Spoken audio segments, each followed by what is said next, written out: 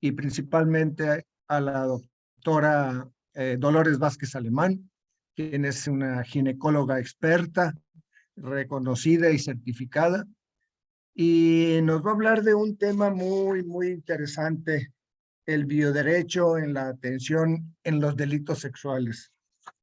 Desafortunadamente, estos tiempos nos han traído desgracias y el delito sexual no ha sido la excepción. Entonces, la doctora María Dolores Vázquez Alemán tiene una subespecialidad en endocrinología reproductiva, una subespecialidad en ginecología forense.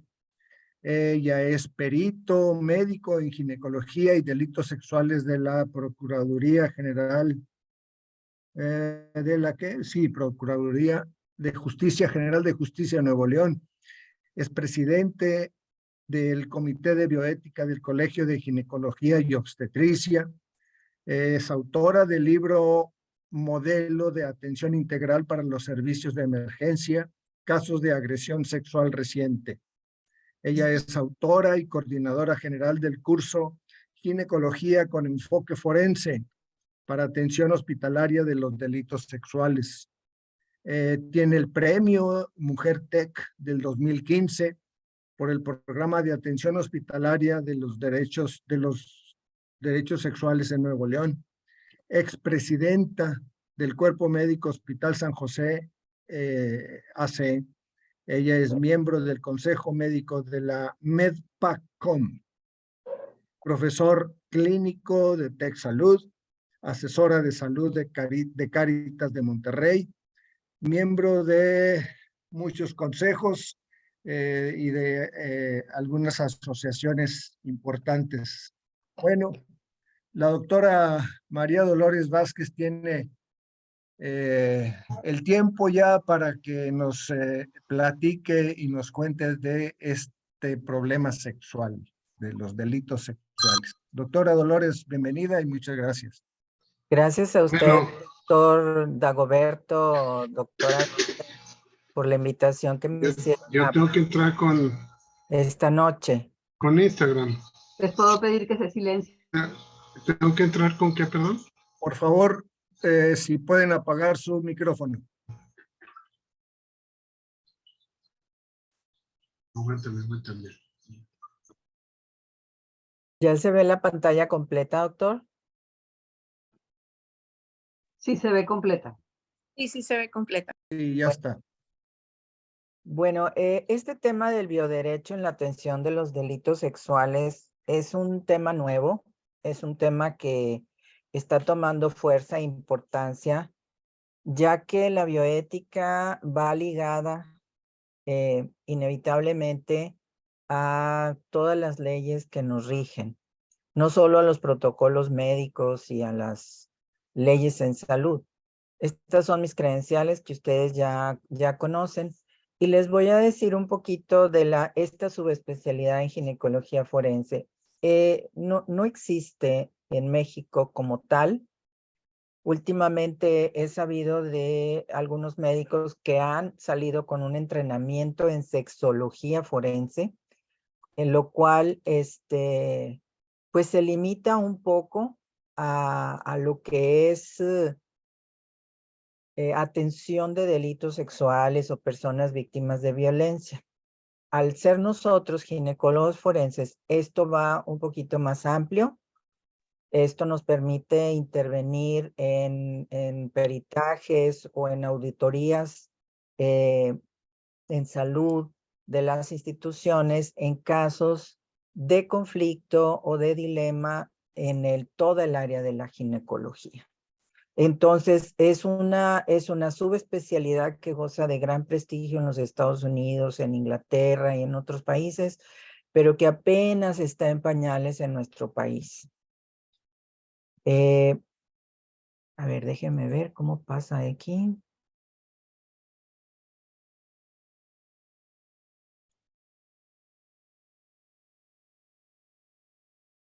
Ya. Muy bien. Nosotros tenemos como objetivos de la medicina todos los que nos dedicamos a esto en cualquiera de los niveles, llámese enfermería, llámese psicología o como médicos, es preservar la salud. Este es nuestro objetivo principal. El segundo es curar, pero cuando no podemos lograrlo, entonces se convierte en objetivo el aliviar y siempre acompañar y confortar al enfermo y a sus familiares. Y por último, evitar las muertes prematuras e innecesarias. Entonces, estos son 3 objetivos que se establecen desde los tiempos ancestrales y que nos da una corte humanístico, ese trato de persona a persona con el que nos desempeñamos. Pero también el buscar estos objetivos establece elementos que inciden en la responsabilidad como profesionales, en la responsabilidad médica. Y estos son todos esos aspectos técnicos de la Lex Artis, que como son la capacitación, la acreditación, la certificación de conocimientos, habilidades y destrezas. Nosotros no podemos meternos a hacer cosas para las cuales no estamos capacitados porque estamos cometiendo un acto ilícito. Otro de los aspectos que inciden en la responsabilidad y que es lo que nos ocupa hoy son la bioética, los valores del médico. Tercero, la parte humanística que está implícita en la relación médico-paciente, es decir, ese trato de persona a persona, en el entendido que uno de estos 2 protagonistas son personas con diferentes grados de sufrimiento. Y eso tenemos que tenerlo muy en cuenta en todo nuestro actuar. Y por último son los elementos de orden jurídico. Nosotros, aunque nos dediquemos a la medicina y no seamos abogados o policías o gente que se dedica al área jurídica, tenemos que tener un conocimiento básico y de respeto a las leyes, a las normas y a los protocolos, porque en ello va responsabilidades más allá de lo moral, que pueden en un momento dado meternos en conflictos.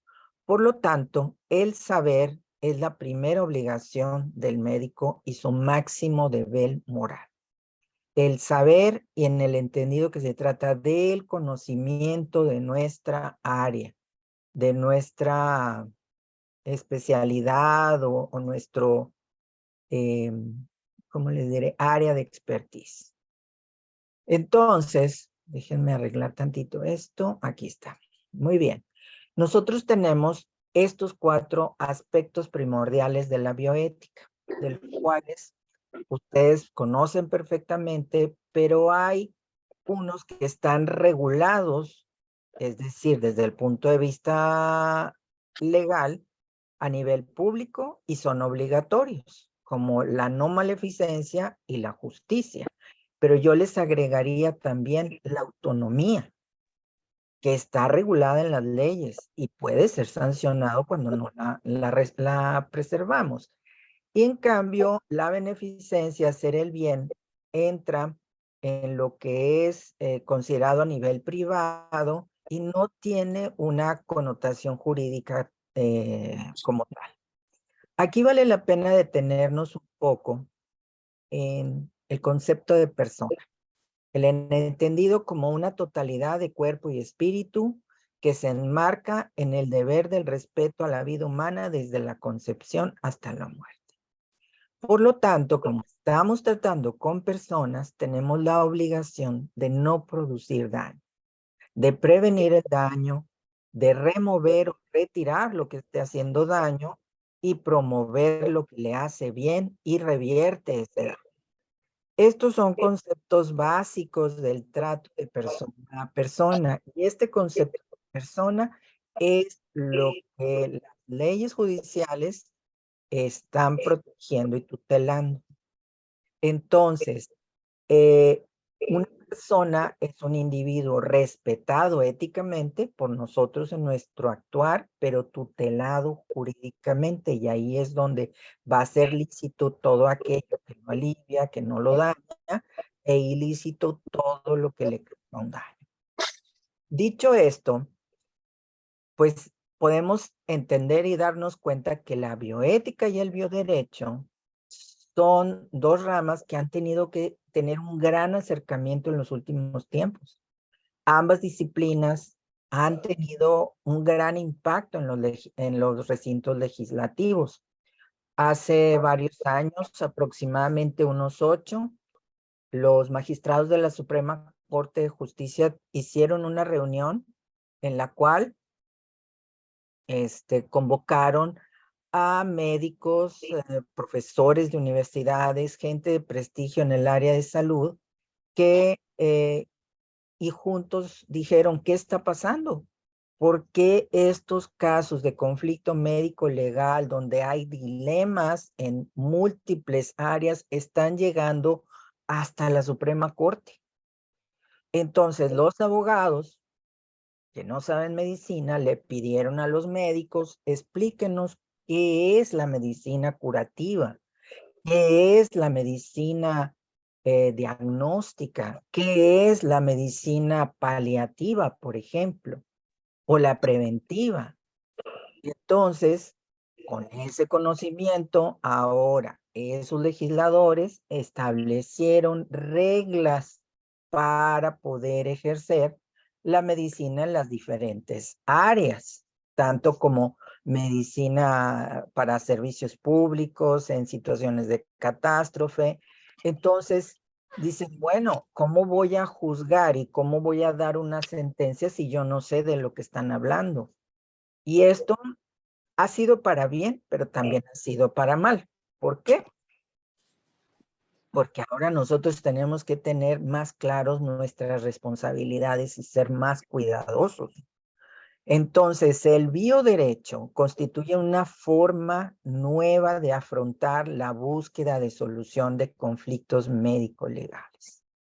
Es una rama especializada del derecho, es el conjunto de normas jurídicas de interés público que se encuentran íntimamente ligadas a la protección de la vida desde el inicio, pero sobre todo respetando y tutelando la dignidad humana. Fíjense qué interesante. Ya no estamos hablando quizá de delitos muy visibles, pero igual causan daño. Y vamos a ver eso más adelante. Sistematiza y da coherencia a las nuevas realidades emergentes en el ámbito de salud. Nosotros sabemos que la tecnología avanza, que el área de la salud es una de las áreas donde la tecnología ha tenido un gran impacto. Y ustedes saben que nosotros tenemos grandes avances que tienen que ser regulados, porque no somos todopoderosos y no somos invencibles y no podemos hacer lo que nos dé la gana con la vida humana. Entonces, la bioética aporta a la ciencia jurídica y al derecho parlamentario ese análisis ético sobre la vida, basado en la ciencia médica y en todas las otras especialidades afines. Y el derecho como ciencia social lo que va a hacer es legitimizar las leyes. O sea, para que interactúen con la vida humana. Entonces, si ustedes se fijan en la gráfica, tenemos la bioética en el centro. Tenemos enlazado al paciente, al médico y a las instituciones de salud. Todos debemos regularnos por los mismos parámetros, pero a su vez, todos nosotros tenemos que responder bajo las reglas del bioderecho y de la biojurídica. La biojurídica se considera que se ocupa de la ordenación jurídica y la trascendencia de las aplicaciones jurídicas en las problemáticas de la bioética.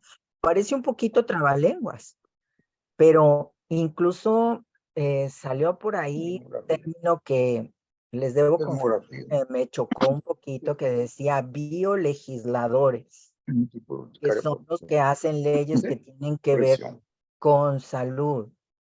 Entonces, la verdad, y con todo respeto lo digo, pero también con toda verdad,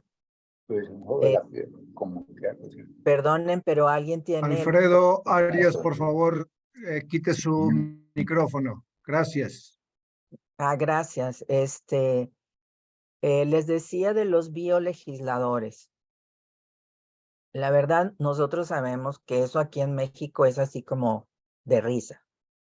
Los los legisladores que nosotros tenemos con trabajo saben lo básico, no tienen muchas veces preparación profesional, son impuestos bajo dedazo y todo, y los ponen a decidir cosas en las cuales se necesita una gran expertise. Entonces, el término de biolegisladores, les digo, tírenlo a la basura. Pero sí existe la biojurídica como una rama de la bioética y que nos da puntos de reflexión crítica sobre todas estas cosas que vienen creciendo dentro de la tecnología, ahora con lo que les voy a platicar dentro de la corte. Entonces, tiene como un fundamento y que son normas positivas dentro del área jurídica para lograr toda la adecuación de los valores de la ética en relación a la vida humana. Vean ustedes, todas estas áreas son áreas de aplicación del bioderecho, es decir, las normas éticas y las normas jurídicas dicen, oye, ¿qué vamos a hacer con la clonación? ¿Cómo vamos a regular esto? ¿Quién tiene derecho? ¿A quién sí? ¿A quién no? ¿Cómo impacta? ¿Se va a comercializar? ¿No se va a comercializar? ¿Es experimental o es aplicable a humanos? Entonces tenemos que empezar a ver cómo en todas estas disciplinas emergentes tiene que haber una regulación ético-jurídica. Medicina reproductiva. La gran pregunta, oiga doctora, ¿y qué va a pasar con los embriones que me sobraron? Porque pues me implantaron 2, pegó 1, pero yo ya los otros no los voy a usar. ¿Qué va a pasar? ¿Quién es el que tutela eso? ¿Quién es el propietario? ¿Cómo se desechan? ¿Qué va a pasar con esos embriones que están ahí congelados, con esos óvulos? Lo que es la manipulación genética, todo esto que tiene que ver con la dignidad de la persona, con la custodia de la vida, pues tiene que ser regulado por alguien y aquí es donde entra el bioderecho. Todas estas tienen que ver con tecnología, pero la violencia sexual reconocemos que es un problema de salud que tiene implicaciones jurídicas. Pero lo primero es que es una urgencia médica, es un problema de salud. No es un problema de bioética, es un problema de salud. Es una persona que acaba de sufrir un accidente en su vida que se llama agresión sexual. Entonces, nosotros tenemos protocolos y guías de buenas prácticas que permiten abordar la agresión sexual de una manera completa, correcta, ética, profesional, y debemos conocerlas. En esta charla me voy a enfocar un poquito al caso de los niños. Los adultos también tienen problemas con los aspectos éticos del trato que se les da, pero los que más sufren y los que más batallan en la atención médica y la atención judicial son los pequeños, los niños. Y eso los hace doble o triplemente vulnerables, y esto es gravísimo. Duele de verdad ver cómo los tratan como si ellos fueran los culpables de que alguien los hubiera agredido. Entonces, esto es un poquito para saber cómo tratar, cómo conducirnos, cómo reportar a la corte. Entonces, estos protocolos permiten abordar el asalto sexual infantil y el maltrato infantil de una forma efectiva y sobre todo basado en evidencia. La ética que nosotros guardemos en la investigación, en la recolección de la información, en la evidencia y en su resguardo, así como en la revelación que vamos a hacer, porque tenemos que informar esa mala noticia a los padres cuando comprobamos que los padres no son los agresores. Y luego tenemos que invitar a la denuncia, que esa la hace la familia o el paciente, y nosotros hacemos el reporte.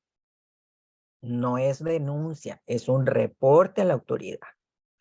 Todo esto es de especial importancia, sobre todo en las personas vulnerables. Todos aquellos niños más pequeños, los que aparte tienen alguna enfermedad discapacitante, en todos estos tenemos que ser doblemente cuidadosos. Sobre todo con los asuntos del consentimiento informado, la revisión institucional, la protección de los participantes de la investigación y todos esos aspectos, ¿verdad? Entonces, la evaluación forense del maltrato infantil y del asalto o abuso sexual infantil constituye para el ejercicio profesional un desafío. Y eso nos expone a varios dilemas ético-legales que son relevantes. Los principales factores asociados a esto es, uno, la naturaleza del daño, o en este caso la enfermedad que causó el motivo de consulta. La naturaleza del delito también. No es lo mismo un asalto que una agresión sexual. Y después de esto, la propia fenomenología del delito, porque cada agresión es una historia diferente, aunque el final sea el mismo, el daño sea el mismo. Pero cómo sucedieron los hechos, quiénes participaron en esto, es muy diferente en cada caso. Entonces, la práctica forense constituye una actividad profesional reglamentada. La norma, aquí confluyen varios aspectos. La norma jurídica propia del derecho penal, leyes y protocolos, junto con las ordenaciones técnicas y metodológicas de la disciplina de las diferentes áreas, porque quiero que sepan ustedes que en el área forense hay muchas disciplinas. O sea, en mi caso, pues soy ginecóloga, pero tenemos traumatólogos forenses, odontólogos forenses, y cada uno interviene en su área. Yo recuerdo un caso de un niñito en un jardín de niños, tenía 3 años, que cuando nos lo llevaron a una evaluación, él tenía más de 30 mordidas en su cuerpo y mordidas de diferente tamaño, la cara dental, etcétera. Entonces, el odontólogo forense es el que toma la evidencia, los moldes y todo para determinar cuántos agresores fueron de ese menor y fincar obviamente la responsabilidad pertinente. Entonces, pero estas orientaciones técnicas y metodológicas, cada uno en su área las tiene que tener muy claras, bien al día, manejadas y sumarlas a las orientaciones ético-deontológicas del ejercicio de la profesión. Entonces, nosotros hacemos medicina basada en evidencia, pero también establecemos evidencia basada en la ciencia, porque somos científicos. Y eso es lo que nos distingue en la corte. Nosotros somos científicos. Y es importante recordar que en esta evidencia basada en la ciencia, nosotros estamos tratando de nuevo con una persona y que en esa persona, en el cuerpo, es el lugar de los hechos. Y tenemos que resguardarlo, custodiarlo, respetarlo y protegerlo, ¿verdad? Porque ahí se va a encontrar toda esta evidencia que vamos a basar para demostrar en la corte que esa persona fue víctima de un delito. Entonces, las dimensiones ético-deontológicas que deberían englobar en la formación de cualquier especialidad forense son básicamente 3. El cumplimiento estricto de normas deontológicas colegiadas que debe de regir cualquier intervención. La segunda y muy importante, construir y desarrollar una práctica médica o forense respetuosa con el desarrollo y defensa de los derechos humanos, los derechos de la infancia y los derechos sexuales y reproductivos. Manejar las tensiones y desafíos profesionales propios del entorno forense de los niños y niñas y adolescentes con agresión sexual que están implícitos en el diálogo entre el médico, el psicólogo y el proceso penal. O sea, aquí no estamos en monólogo, tenemos que comunicarnos entre todos.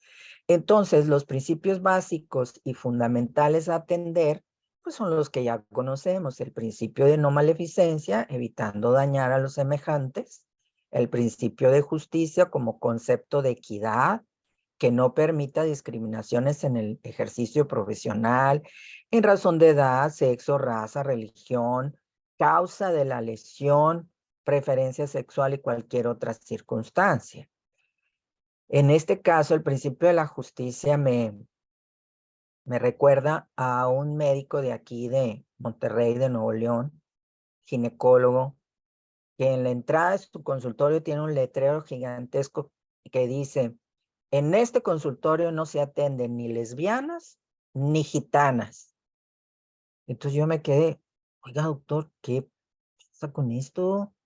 Esto es agresivo, discriminatorio, poco ético y profesional, con todo respeto. No, pues es que a mí no me gustan las lesbianas y las gitanas son muy sucias. Yo no sé qué opinan ustedes, pero eso violenta y pone una tensión terrible en este principio de justicia. Está discriminando por razones que para mí son boberías. Todos son iguales. Bueno, seguimos. El principio de beneficencia, basado en la pretensión de la actuación profesional, resulte beneficiosa, procurando un buen objetivo. ¿Cuál es el objetivo en los delitos sexuales? El rescate de la víctima. En el caso de los niños, rescatar a ese niño, porque en el 90% de los casos, su agresor está en su círculo familiar primario. No podemos mandar a un niño a la casa de regreso con su agresor. ¿Saben qué va a pasar? Ya no regresa o lo matan. Que desgraciadamente esa es la historia natural de este tipo de enfermedades, ¿verdad? Entonces nosotros tenemos que dar ese principio haciendo bien las cosas, potenciando los beneficios y minimizando los riesgos. Y en el principio de autonomía hay que ponderar la participación libre y consciente del paciente en su proceso de atención, pero informándolo. Para que estos 4 principios realmente sean utilizables, tenemos que operativizarlos.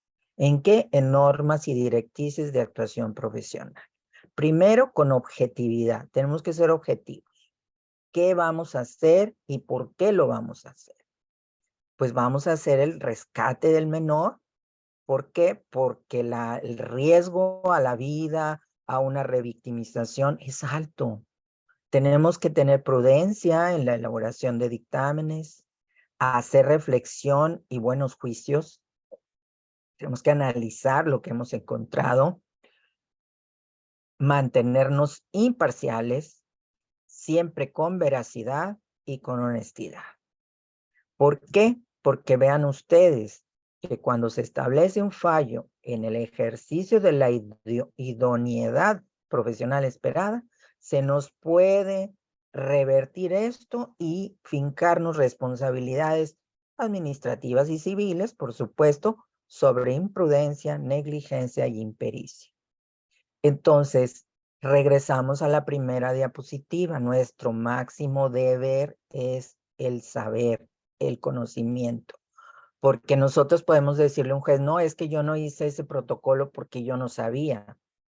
Y el juez me va a decir, usted tiene la obligación de saber. Y el no conocer no significa que no debo cumplir. No hay excusa, ¿verdad? Entonces, ¿cuáles son las tensiones y desafíos principales a estos 4 principios dentro de las situaciones de agresión sexual en niños? Vamos a verlos uno por uno. Las tensiones asociadas al principio de no maleficencia, vean ustedes, la primera y principal tensión es que los resultados de la evaluación forense se realizan y suceden en las comunicaciones del tribunal. Es decir, yo no quiero hacer daño, pero tengo que comunicarme con el tribunal porque el tribunal me está requiriendo información. Entonces, el perito se debe éticamente, en primer lugar, a ese requerimiento del tribunal. Pero un forense debe ser siempre y únicamente el perito de la verdad. Por eso les insisto, manténganse neutrales. La verdad de lo que sucedió, la verdad de nuestros hallazgos, el análisis científico cuidadoso va a llevar a las personas de la corte a dictaminar una sentencia que puede ser favorable para la víctima, desfavorable para el agresor. No sabemos, pero esa es la interpretación que esa otra parte judicial debe hacer gracias a la información que nosotros estamos dando. Entonces, al ser perito de la verdad, estamos también ponderando y supeditando el principio de justicia en un sentido muy amplio, porque la justicia no debe estar regida por el interés particular del perito. Es decir, a mí me da mucho coraje y le voy a poner toda la crema a este dictamen para que lo metan a la cárcel. No podemos hacer eso, no podemos mentir, porque la corte espera que nosotros digamos la verdad. Entonces, esto que hemos hablado, debe regir el precepto técnico. Vean ustedes, una de las cosas que nos preguntan es ¿con qué metodología usted obtuvo esta información? ¿O cómo obtuvo este video, estas pruebas de ADN, etcétera, ¿no? Nosotros, entonces, en el precepto técnico debemos saber desarrollar todas esa metodología, herramientas que vamos a utilizar para la investigación, lo que hacemos todos los días cuando atendemos un paciente. Esto, una buena técnica, va a darnos una alta calidad en las evaluaciones. Y una de las tensiones más controvertidas que vemos en la corte son las entrevistas sugestivas, inductivas o coercitivas. Es decir, el entrevistador, llámese médico, llámese psicólogo o llámese abogado, hace una entrevista agresiva donde sugiere respuestas, mete duda, conflicto, etcétera, y eso es con el fin de descartar un hecho o demostrar otro hecho con independencia de la realidad. Equivale a mentir, inducir. Y eso es una de las grandes tensiones. Pero hoy por hoy existen instrumentos y protocolos de entrevista forense que pueden incluso hacer el diagnóstico de que aquella primera entrevista fue una entrevista que no es aceptable porque fue inductiva y coercitiva. Podemos hacer el diagnóstico. Esto es muy común, por ejemplo, en los casos de divorcio, donde uno de los padres habla mal del otro papá y empieza el conflicto, se hacen las pruebas psicológicas a los menores y en esa evaluación el resultado es que esa mamá o ese papá metió información que no era, eso se llama alineación parental y es un delito. Si se comprueba con las pruebas, es un delito. Entonces, la correcta técnica de entrevista permite un mayor apego a la realidad y nos da el beneficio de la verdad. Esto nos permite tener muy claro que la revictimización inicia con el interrogatorio, incluso el interrogatorio médico. ¿Pero por qué fuiste a esa hora? ¿Pero qué tenías que andar haciendo en esa fiesta medio encuerada? ¿Pero por qué tomaste alcohol? Tú tuviste la culpa, tú te pusiste, pediste a gritos que te violaran. Eso es inaceptable. Ese tipo de comentarios se los guarda muy adentro, por favor, porque es inaceptable.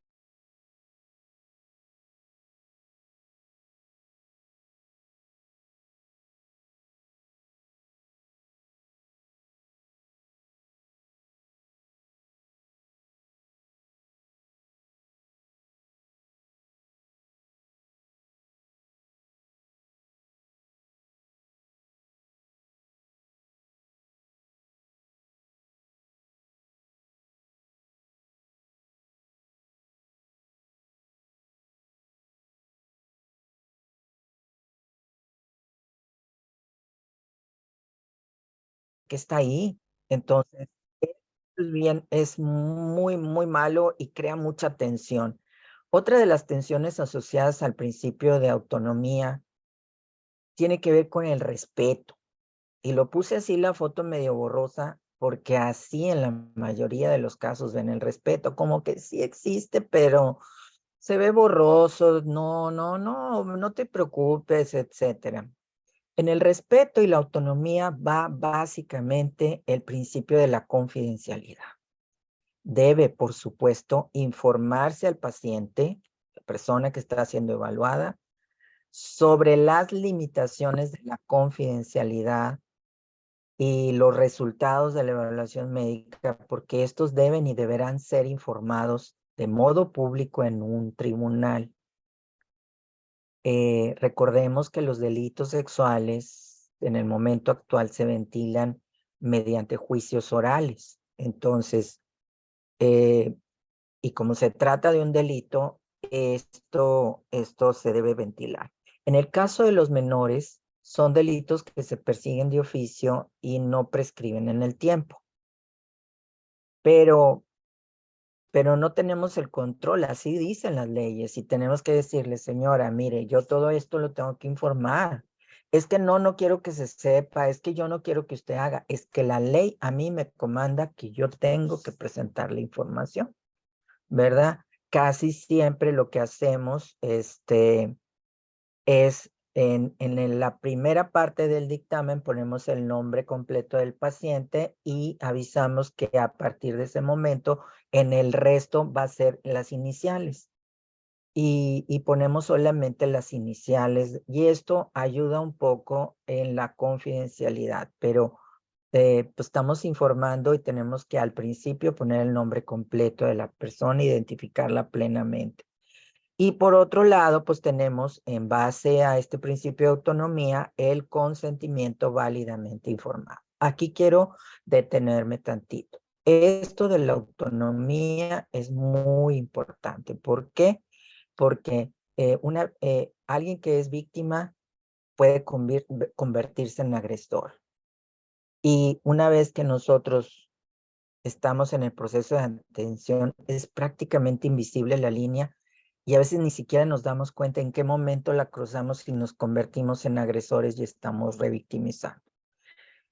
Y una vez que pasamos esa línea, hay otra línea muy delgada que es la del encubrimiento. Si nosotros empezamos a no hacer o a medio hacer, a no decir o medio decir porque no me quiero meter en problemas y todo, pueden fincarnos una responsabilidad en la modalidad de encubrimiento y si estas cosas son más graves, pueden incluso pasar a ser cómplice. ¿Por qué ocultaste evidencia? ¿Por qué no? Porque tú eres cómplice.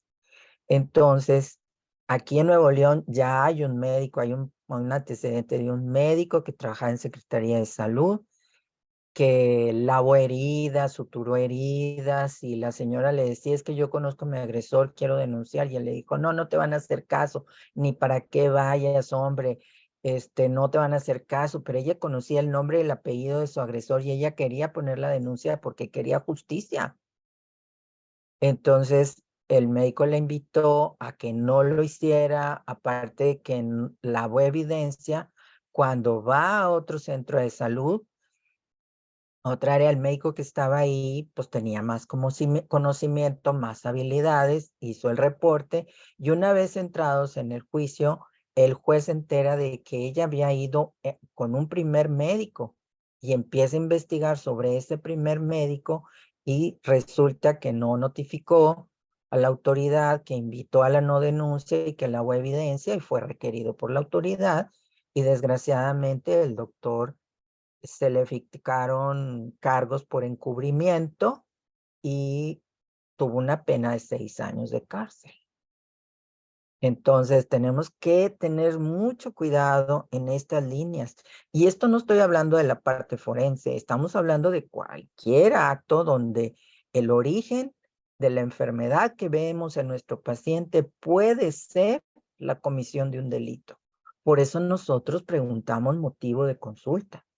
¿Qué cosas motivaron que esa señora solicitara una revisión médica?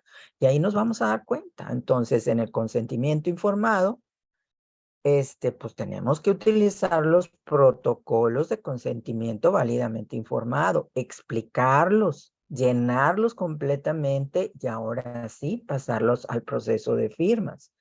Ahora, en las situaciones forenses hay consentimientos especializados, donde tenemos que pedir el consentimiento para esas partes particulares del procedimiento de evaluación forense, para la toma de evidencia, tanto muestras biológicas como fotografías, y el paciente tiene que estar consciente de que todo eso va a ser entregado a la autoridad. Y ahí lo pone. Aunque el paciente nos haya afirmado que sí a todo, de forma verbal durante el proceso de revisión clínica, nosotros ratificamos el consentimiento. ¿Y qué hacemos? Señora, la voy a tocar. ¿Está de acuerdo? Sí, procedemos. Y mi asistente está haciendo un checklist de todos los consentimientos. Señora, le voy a tomar una fotografía. ¿Está de acuerdo? Sí. Señora, le voy a tomar una fotografía, pero debe de incluir su rostro para validar que es su cuerpo y su persona. ¿Está de acuerdo? Sí, la tomamos. Y todo eso se va numerando y todo eso se va haciendo, pero con consentimiento firmado y ratificado en forma verbal. En el momento en que nuestro paciente nos dice ya no, ahí paramos, aunque esté firmado. En el caso de los niños, fíjense qué particular es esto. Como son menores de edad, la gente cree que los papás deciden en todo momento. Y el niño no quiere ser revisado. Lo agredieron, es un adolescente, 13 años, no quiere que la revisen, está asustada, no quiere, llora, no quiere. Y la mamá y el papá dicen sí. Y luego viene un juez que dice, yo necesito una evaluación y ¿qué hace el médico? Se puede sentir presionado de decir, pues me lo está ordenando un juez y los papás quieren y es una menor de edad, se tiene que aguantar. Pues no, señores, no se va a aguantar. Ella tiene derecho por el consentimiento a decidir lo que sucede en su cuerpo. También puede negarse a participar en la evaluación forense y nosotros como profesionales tenemos que respetarlo. Tenemos que respetarlo, porque la ley, y ahorita nos sacará de dudas el maestro Robles, dice que a partir de los 13 años, la jovencita, el jovencito puede decidir libre plenamente lo que sucede en su cuerpo. Si ella quiere tomar anticonceptivos, se los tenemos la obligación de prescribir. Si, aunque la mamá me diga que no, ella lo está pidiendo, yo se lo doy y ya lo demás sucede en el hogar, ¿verdad?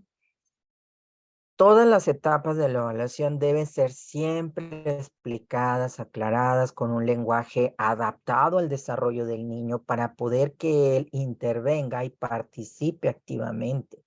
Tenemos niños que colaboran porque les hemos explicado, los hemos tranquilizado. Le digo, no te voy a tomar, no te voy a tocar, nada más tengo que tomar foto, me das permiso. O sea, tenemos que hacer una labor psicológica, una labor educativa, tranquilizadora para poder completar nuestro trabajo. Hay casos que es imposible porque el daño psicológico, el terror de estos niños es increíble y como hay una denuncia y hay una presión, entonces, ¿qué hacemos? Pedimos una autorización para hacer una revisión bajo anestesia. Pero eso es en los casos muy pequeños, o sea, niños de 11, 12 años para abajo, pero de 13 años, aunque ofrezca yo la evaluación bajo anestesia, si el menor me dice que no quiere la anestesia y no quiere la revisión, yo no lo puedo hacer. Ningún niño debe ser revisado a fuerza, porque estamos revictimizando. Entonces, tenemos que avisarle que la evaluación forense es parte de un juicio oral, que vamos a explicar todo lo que sucede, todo lo que encontramos. Que los tiempos o los tempos judiciales son externos o extensos, o sea, que nosotros podemos incluso pensar que el juicio va a durar 2 meses, 3 meses, y no, ahorita tenemos un caso en la corte que lleva 2 años. ¿verdad? Y seguimos en la lucha para que se le haga un juicio digno y justo, ¿verdad? Y que no se trata de un litigio de familia o civil, que se trata de una acusación penal. Todo lo que tenga que ver con agresión sexual se va para el área penal de FAO. Entonces, una vez dicho esto, pasamos al principio de beneficencia. Aquí la intervención forense debe tener presente en todo momento el no volver a dañar, no revictimizar, para no aumentar el daño, no aumentar la carga de sufrimiento para las personas, en este caso para los niños. Entonces, la no revictimización forma parte actualmente de todas las normas legales recientes y las guías y protocolos médicos. Tenemos que cuidarlo mucho. Para eso tenemos la entrevista investigativa video grabada para niños y niñas con delitos sexuales. Nosotros tenemos que filmar la revisión. ¿Con qué propósito? Para que a ese niño nunca más lo vuelvan a tocar, nunca pueda volver a estar expuesto. Esto se llama prueba preconstituida y es aceptada en la corte. Entonces nosotros lo podemos hacer incluso con el aparato celular que cada uno tiene, pero hay reglas para hacer esto. Y que bueno, es cuestión de otro tema explicarles todas las reglas, pero el tener esta prueba, este video, esta filmación, reduce el número de entrevistas. Oye, el abogado defensor quiere volver a ver la entrevista del menor. Oye, que la psicóloga, oye, que el nuevo abogado, oye, que el juez, el fiscal, todos van a ver lo mismo. Y al menor no se le vuelve a molestar. Y esto es tanto para la entrevista psicológica como para la revisión médica. Esto va a mitigar la revictimización, que es nuestra comanda principal, va a preservar la calidad y la fiabilidad de la prueba pericial, de lo que nosotros estamos haciendo, evita los efectos nocivos del olvido. Vean ustedes que los niños olvidan estos sucesos y la memoria de los niños es muy particular para recordar esto. Los niños en sus mecanismos de defensa hacen toda una historia y aquel lobo feroz que es su agresor lo pueden dibujar en las pruebas psicológicas y ponerles colores vivos y florecitas, pero siguen dibujando un lobo feroz. ¿Sí me explico? Entonces, evita que el niño diga, es que me hizo esto, es que ya se me olvidó. No, ya lo dijo una vez, ya quedó grabado y todo el mundo lo escuchó. Y por otro lado, evita la memoria sugerida, esa coacción, esa inducción de respuestas, porque incluso cuando otras personas ven estas entrevistas, pueden dictaminar, oye, esa pregunta es tendenciosa, esa pregunta indujo la respuesta, no es una respuesta válida, etcétera. Entonces, para eso sirve esto que hacemos de videograbar todo. Y nos lleva básicamente al principio de justicia, ¿verdad? En donde la prueba pericial la tenemos que defender en el tribunal. ¿Por qué? Porque eso es lo que va a permitir que al paciente o a esa víctima se le trate justamente y se le rescate. Entonces, en esto, la equidad, la imparcialidad, la eliminación de prejuicios y un ejercicio profesional justo implica que vamos a tener una comunicación y sobre todo defensa de los resultados de nuestra pericia en la sala de juicio, pero que estos resultados sean plenamente comprendidos y aceptados. Porque a veces tenemos un juego de palabras ahí que pues los abogados tienen su jerga, su lenguaje especial y a veces nosotros no entendemos y nosotros como médicos también tenemos una jerga profesional y ellos no la entienden. Entonces, pues tenemos que estar en un punto común donde vamos a simplificar los conceptos para que sean entendidos a plenitud en la corte y de esa forma aceptados. Entonces, el principio de justicia, entendido como la defensa de la verdad, se sitúa ya no solo por encima de defender las partes, también defiende al propio profesional que está evaluando, porque tú eres el que está defendiendo la verdad científica. Quiero aclararles, es verdad científica. Entonces, la Corte determina que el rol profesional lleva un absoluto aprecio por la objetividad, la imparcialidad, la prudencia, la reflexión, pero sobre todo con la veracidad. Recordemos que mentirle a la autoridad es un delito que nos pone en grave riesgo profesional. Sin embargo, se establece una necesaria diferencia entre el abordaje clínico tradicional con el abordaje forense. Son dos cosas que así se maneja en la corte. Y yo entiendo que todos ustedes a lo mejor pues no les interesa ser forenses, pero podemos aprender a tener el enfoque forense y empezar a ver más allá de lo que estamos a simple vista, más allá de las palabras del paciente, porque decimos, oye, aquí hay gato encerrado, a ver, vamos a investigar más, y ese es el enfoque forense. Porque, oye, tuvo un infarto agudo de miocardio, pues sí, pues mira, está obeso, fumador, corajudo, sedentario, etcétera, pues entendemos cuál es el origen de su problema. Pero en el caso de la agresión sexual, pues tenemos que hacer una investigación sutil, pero muy precisa para saber cómo fue el fenómeno de la agresión, por qué eligieron a ese paciente como víctima, que es todo un estudio victimológico, y empezamos a entender cuál es el perfil del agresor, que ese es el perfil criminológico. Entonces, por eso nosotros tenemos esas diferencias entre el trabajo clínico per se y el trabajo forense. Pero hoy por hoy las leyes vigentes exigen que todos los profesionales médicos cuenten con códigos de conducta colegiados, insistiendo mucho en los principios universales del respeto, la competencia, la responsabilidad y sobre todo la integridad, especialmente en los casos de intervención forense. Aquí viene otra cosa, la importancia del lenguaje, lo que les decía ahorita, y el poder de los nombres. Esto se le ha denominado principio de Rumpelstiltskin.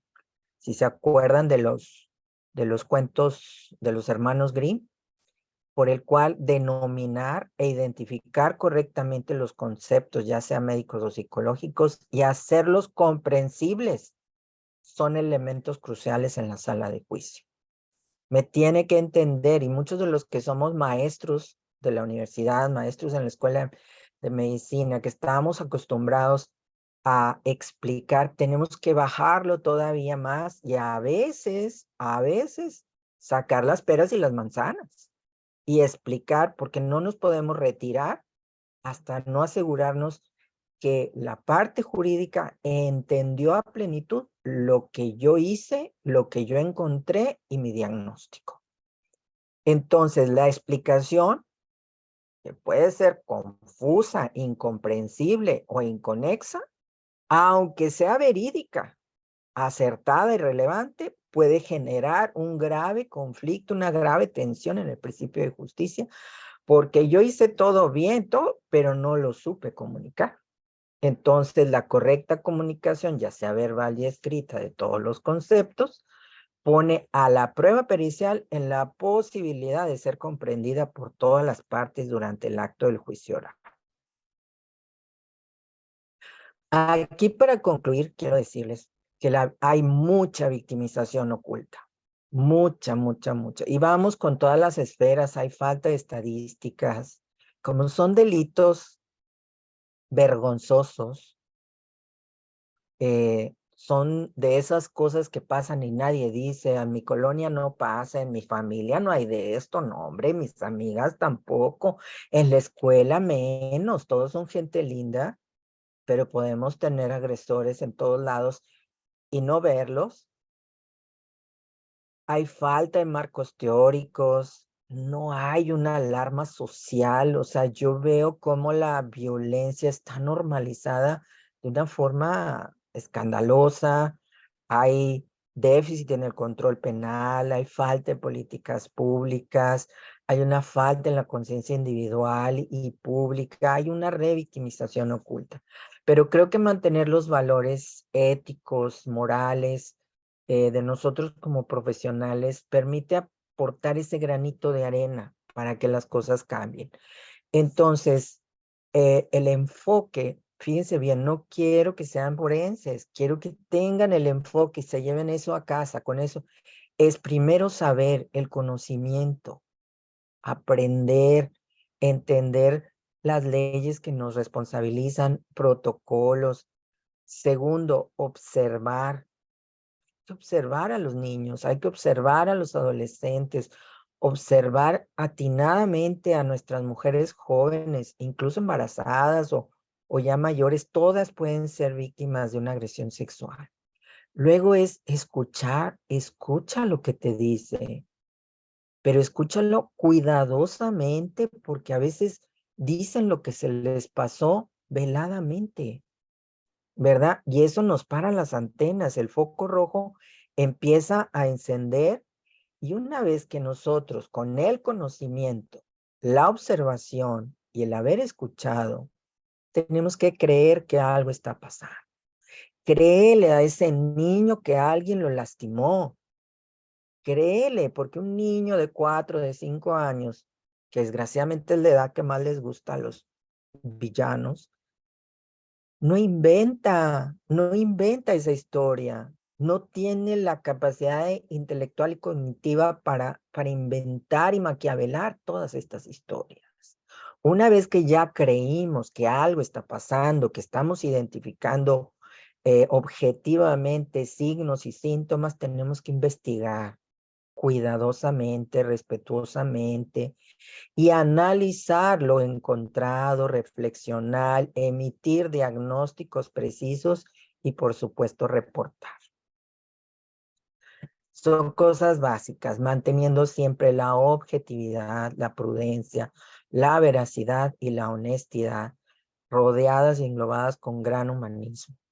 Esto es un poquito de lo que nosotros hacemos cuando intervenimos en estos casos, y quiero que sepan que algunas cosas pues se ven así como en esta fotografía, borrosas, como que quiero verlas, quiero entenderlas, pero pues no, yo tengo los ojos cerraditos, así chiquitos, porque ay, es que si los abro plenamente y me doy cuenta de lo que dice, pues entonces voy a tener que intervenir, me voy a meter en problemas, tenemos que ser valientes, pero algunas cosas tienen que ser creídas para ser vistas. Crean que existe la maldad, crean que hay muchos niños por ahí que son víctimas de estos villanos, que podemos nosotros rescatarlos. Hay que ser valientes.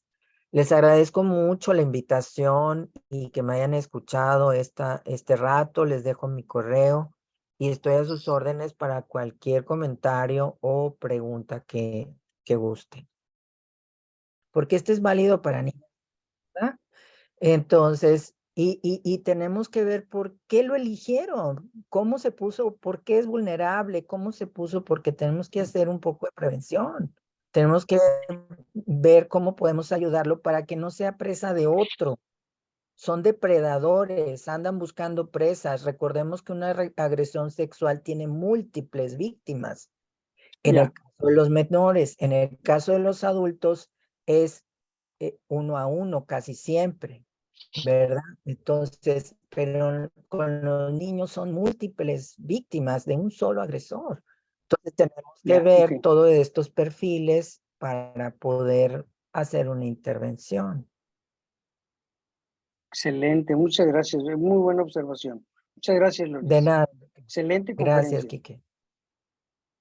Y esto es tan apasionante porque veo en la doctora Dolores pasión por estos temas y de usted dice, no quiero que sean forenses. Pues yo sí quisiera ser, A mí me gustaría saber toda esa situación legal que hay delante y detrás de un problema sexual. Tenemos tantos ejemplos, ¿verdad? De los niños que son abusados desde niños, desde jovencitos, y que no lo dicen y que hasta que tienen 30, 40 años se les ocurre denunciar. Híjole, lo ve uno muy difícil. Lo que comentaba ahorita Enrique, de esa situación de los medios de comunicación, de las fotos, de la incitación, el incitar, es parecido a lo que dijo usted, doctora Dolores, de que no justifica que una jovencita vaya provocativa, que no justifica que esté en un lugar difícil, en un lugar cerca de un hotel, en un lugar de una fiesta con mucho alcohol, no justifica que esté completamente ebria, en fin, hay tantas cosas legales que uno quisiera saber. ¿Cuántos delitos sexuales son castigados? Usted, doctora Dolores, un porcentaje de todos los delitos sexuales que se denuncian, que se investigan, ¿cuántos son castigados al agresor o Mire, los agresores? híjole, va a llorar, doctor. Va a llorar. Desgraciadamente esto es un iceberg. Digo, es un Sí, iceberg de lo que sucede, está sumergido debajo del agua. sí. Lo que se puede denunciar es un poquito del iceberg y lo que realmente se sanciona o algo es realmente poquito.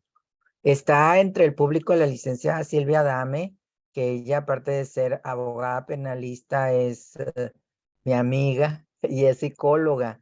Ella tiene mejores estadísticas que yo. A ver, por favor, licenciada. Buenas noches, muchas gracias. Interesante plática, doctora Dolores. Es muy triste ver que la autoridad hace demasiado larga la investigación para llegar a castigar a un agresor sexual.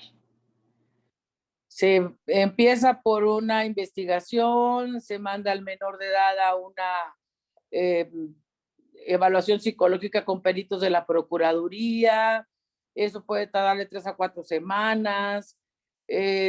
Después de ahí, el Ministerio Público tiene que decidir si hay pruebas suficientes para poderlo encausar o acusar. Y la mayoría de las veces, casi siempre son familiares de las víctimas los que llegan a cometer este tipo de delitos. O tíos, o primos, o amigos de los papás, o amigos de los hermanos, o amigos de las hermanas. Y pues, por vergüenza, como lo decía la doctora, se callan. Y prefieren retirarse y dejar las cosas así. Lamentablemente es bastante largo la situación para llegar a castigar a una persona así. Hay momentos en que la familia le enfrenta, ahora sí que agarra el toro por los cuernos y lo enfrenta como es, pero hay veces la mayoría, más del 50%, deciden retirarse, dejando a ese menor de edad con ese daño psicológico muy severo. Conozco personas que durante 30, como dijo usted ahorita, 40 años, 30 años sufrieron abuso por parte del abuelo paterno y nunca se detectó. Hasta después de que ya estudió medicina y se dio cuenta y le hacen un estudio psicológico muy profundo, recuerda ella que de niña el abuelo la tocaba. Pero ¿cuántos años después? Y ahí me quedo pensando, la mamá nunca le creyó, el papá nunca le creyó. O sea, los familiares jamás creyeron. La mayoría de las veces son personas de la familia o conocidos. Sí, yo aquí quiero relatarles un caso que tuvimos el año pasado. Tuvimos el diplomado en ginecología forense y tuvo un gran éxito, gran participación. Y uno de los las alumnos es una criminóloga. Estuvo todo el curso, que fueron 7 domingos, estuvimos 7 horas ahí metidos aprendiendo, preparándonos y todo. Invariablemente los 7 domingos ella se salía de la audiencia, de la clase, y estaba llorando afuera. Se estaba espejeando con todo lo que estábamos hablando, y al finalizar el curso tuvo que tomar una terapia, porque ahí se dio cuenta de que todo eso que le había pasado a ella de niña y de adolescente era un abuso. Pero cómo la memoria de los niños mete eso en las profundidades, lo trabaja, lo maquilla por su propio bienestar, y ella, aún siendo criminóloga, no lo había sacado hasta que se hizo todo esto, empezó a entender todas las partes médicas y todo eso, y reconoció finalmente que ella era una víctima y que necesitaba ayuda. Con esto les quiero decir que nunca es tarde para ayudar a alguien. Nunca es tarde para rescatar a una víctima. Entonces, Me gustaría mucho explicar un poquito cómo es la situación de guardar los recuerdos, si me diera oportunidad, doctora. Adelante. Voy a poner este vaso como referencia. La parte de arriba es nuestro presente. Las cosas que vivimos en nuestro presente están aquí. Se quedan 40 días en esta parte. Este es el subconsciente y al final es el inconsciente. Nosotros estamos con el presente viviendo lo que nos sucedió, pero si no buscamos ayuda psicológica para poder resolver ese conflicto o ese problema que nos sucedió, la memoria tiende a guardarlo en el subconsciente. Se queda ahí otros 40 días, no lo vuelves a resolver con una terapia adecuada y se va al inconsciente. En el inconsciente es como el iceberg, que es todo el pico de todo lo que te ha sucedido en tu vida, y se guarda ahí, se almacena, no se olvida. Pero va a venir algo en tu vida que va a detonar, como dice la doctora, las pláticas esas detonaron en esa doctora los recuerdos que le sucedieron, ¿no? Es como cuando nosotros llegamos a un lugar, olemos una comida, e inmediatamente nuestro recuerdo se va, ay, qué rico, huele como mi mamá cocinaba, o qué rico pastel, lo hacía mi abuelita, o un aroma de un perfume, ay, qué rico huele, fíjate que ese perfume lo utilizaba fulanito de tal. O sea, siempre está ligado un recuerdo con algo. Cuando algo detone cualquier conflicto que tengamos en nuestra vida, va a salir a la luz. Es en ese momento cuando las personas quieren hacerse conscientes o simplemente lo recuerdan unos días y lo vuelven a guardar, no lo vuelven a resolver. Existen terapias excelentes, muy adecuadas para poder destraumatizar todo ese tipo de cosas, pero hay que buscar la ayuda, ¿verdad?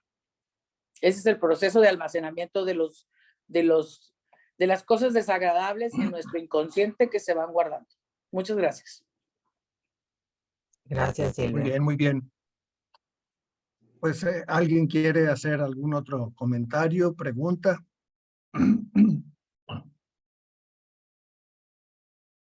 Belinda. Belinda.